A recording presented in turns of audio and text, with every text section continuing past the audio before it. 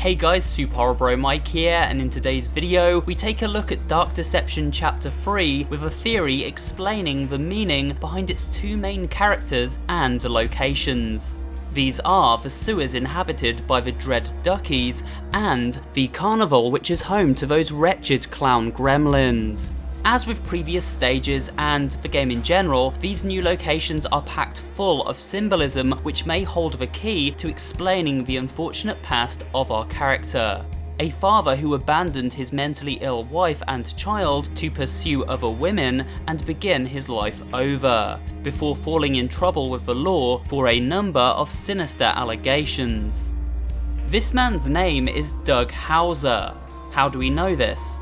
Well, in both the sewer and Carnevil stage, we can discover secret memory rooms, and each of these holds a pair of diary entries which explain much of Dark Deception's backstory, including an insight into the player's character Doug, his tragic family history, and the dark path he took, leading him to seek redemption and turn back time to save his wife and daughter from their watery grave.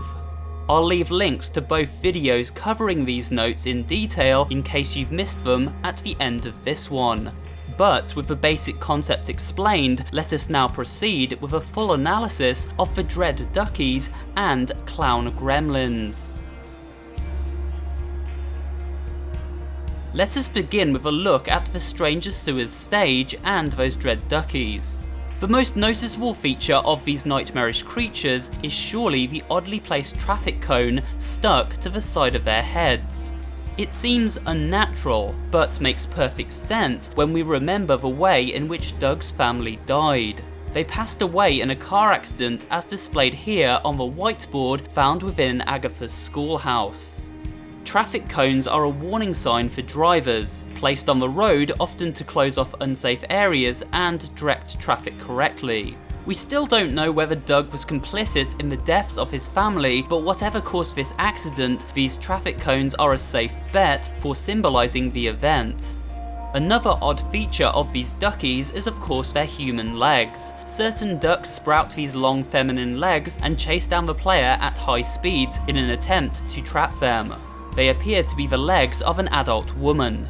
This would suggest these Duckies represent Doug's late wife, a woman he tried to escape from time and time again as he felt her mental illness was too much to handle and so decided to abandon her. Now she takes on the form of this Ducky, chasing him down in these nightmares as he is forced to face the cruelty of his past actions. It is also important to note the attack patterns of these Duckies. They snap and squawk at Doug as he runs from them, much in the same way he felt his wife insufferably argued and moaned at him. We see this represented in the form of short sentences written on the walls of the sewer system. Messages such as "insufferable just like her" and "defective just like her."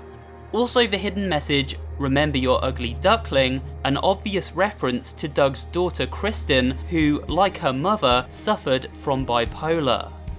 One final point to cover when looking at the dread Ducky comes with its connection to Kristen herself, or rather the toys she would play with. Like the murder monkeys found in Chapter 1, which represent the symbol monkey toy Kristen would have played with as a child, these Duckies probably represent another toy she enjoyed spending time with.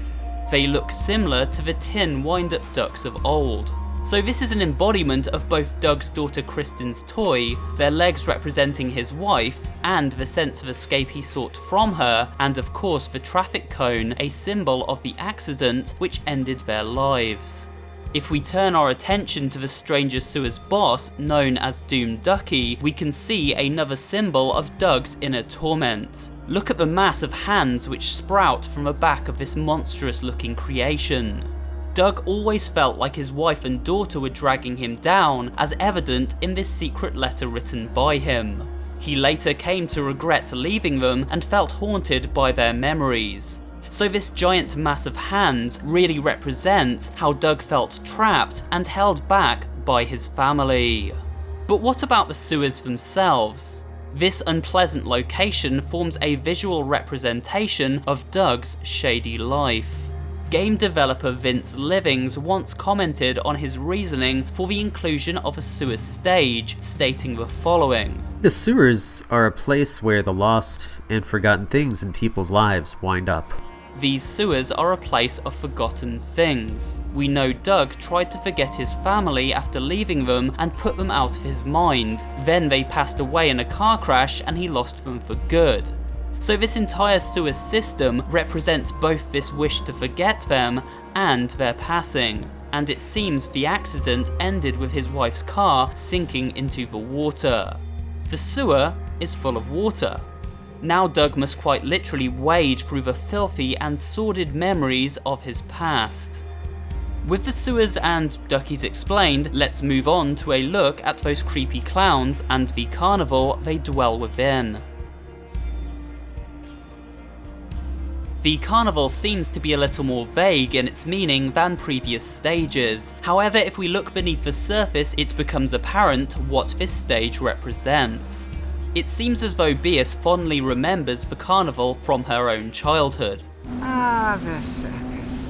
As a girl, the performers never failed to fill me with wonder. And so it seems this may also be a place that Doug remembers from his childhood. Although, as Beas states moments later, it seems poor Doug has a fear of clowns. Let me guess. Coulrophobia? Coulrophobia is the irrational fear of clowns, and judging by the way Beas directs this word toward us, after witnessing a car full of clowns race by, it would appear Doug possesses this phobia, which means the carnival was always a place of great fear and anxiety to him, hence its reason for appearing here in this nightmare portal.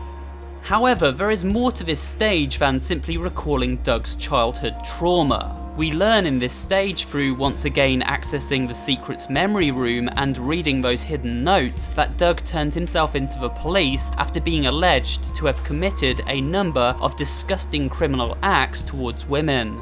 It appears from his own thoughts on these events that he was set up by the women who accused him. However, we don't really know for sure exactly what this guy is capable of. He seems to have led a decidedly wicked lifestyle and wronged many in the past, as he now seeks to try and redeem a lifetime of bad choices, hence his appearance in this nightmare realm.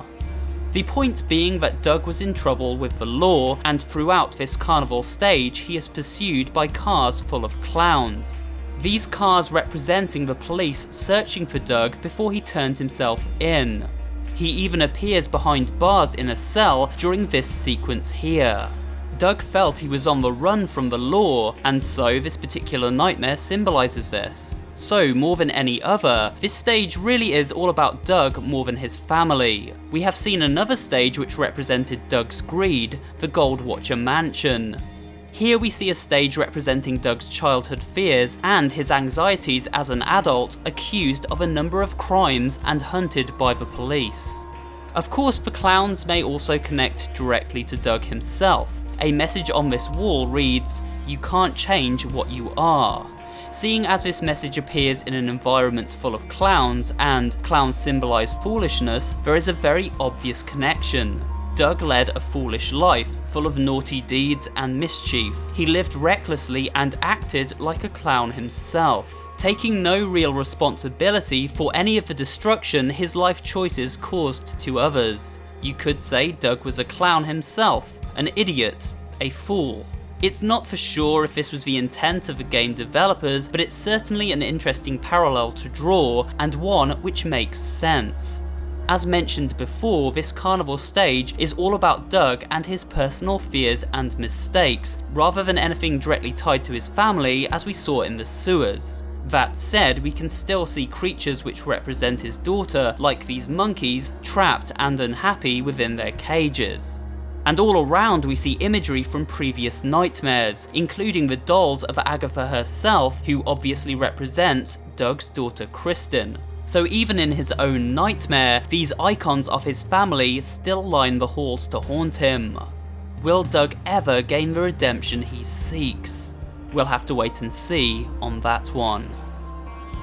And that's it for today's video. Please remember to give it a like if you did enjoy watching, and maybe drop a comment too, as well as subscribing to the channel and turning on notifications so you never miss an upload.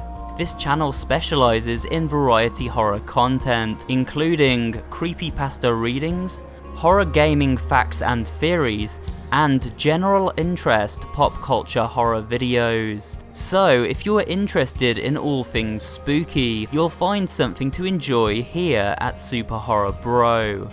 Thanks for watching, and I will see you on the next video.